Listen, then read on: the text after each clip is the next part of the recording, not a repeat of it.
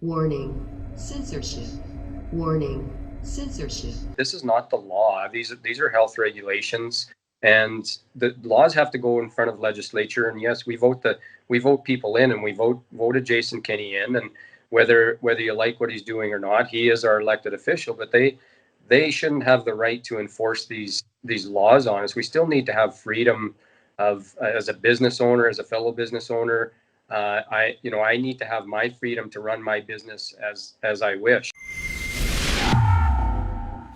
Most people know you as Glen Carritt from United We Roll. You took a convoy of Albertans and Westerners and our concerns all the way to Ottawa.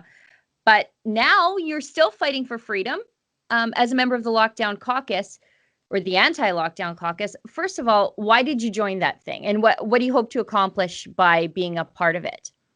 Well, good morning, Sheila, and thank you for having me on. I really appreciate it.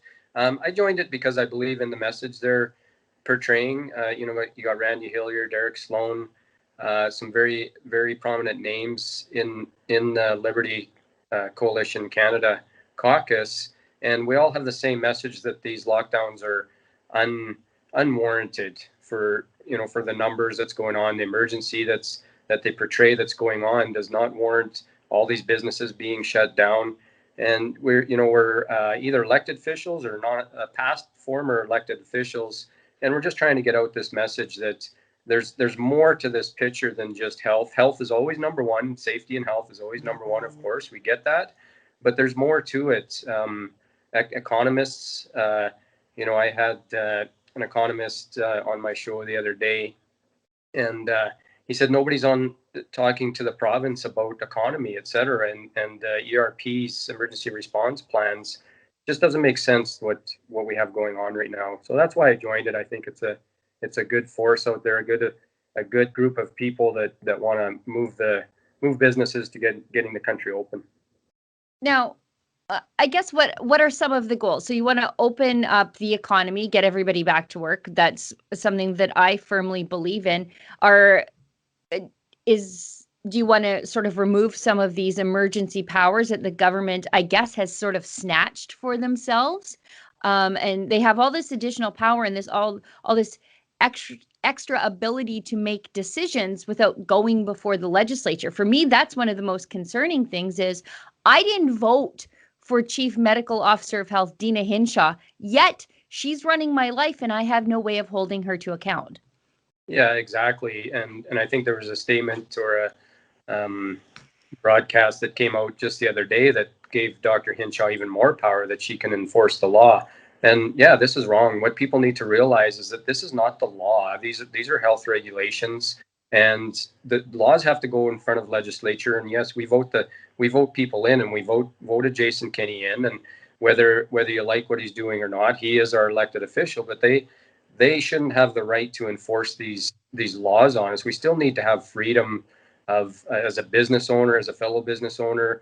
I need to have my freedom to run my business as I wish. If you don't want to come into my business and you don't feel safe, then that's totally up to you. But we need the freedoms in our country to be able to open our business and run our businesses as we decide fit. Now, there are right now, two members of Jason Kenney's caucus that are also members of the Anti-Lockdown Caucus. So we've got Drew Barnes and Angela Pitt. And Drew Barnes, he's always a bit of a renegade and a rebel. I like Drew. He prickles against the consensus of his party in favor of freedom, which I think is great. But Angela Pitt, I mean, she's a prominent member of the caucus. I think she's the deputy whip. Are there more like them, I guess? Those two were the bravest ones that came out officially. But I'm sure in the circles that you travel in, you have heard that there are other MLAs who feel the same way they do, but maybe just aren't as outspoken. Yeah, I believe, I first met Drew Barnes on the way back from Ottawa. He presented a belt buckle to me and a flag and was there to meet us and greet us. And I gained a lot of respect for Drew at that time.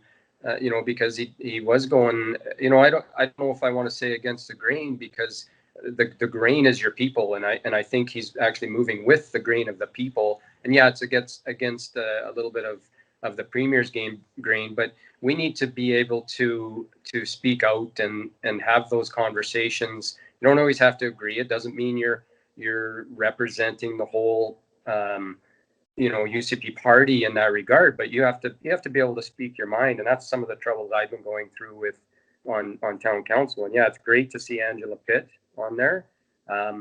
Two very prominent people, and I do believe there's more. I believe a lot of MLAs really would like to speak out. I mean, I obviously can't speak for any of them, but I see that people are starting to realize that there's a big problem with what's going on in the numbers. And I just released, actually, I didn't release the AHS. I posted an AHS chart on ICU numbers, and 2020 is actually down from 2019 and down from or very consistent. And I mean, I've worked in the medical business, fire business for over 20 years, and we've done hallway medicine for years.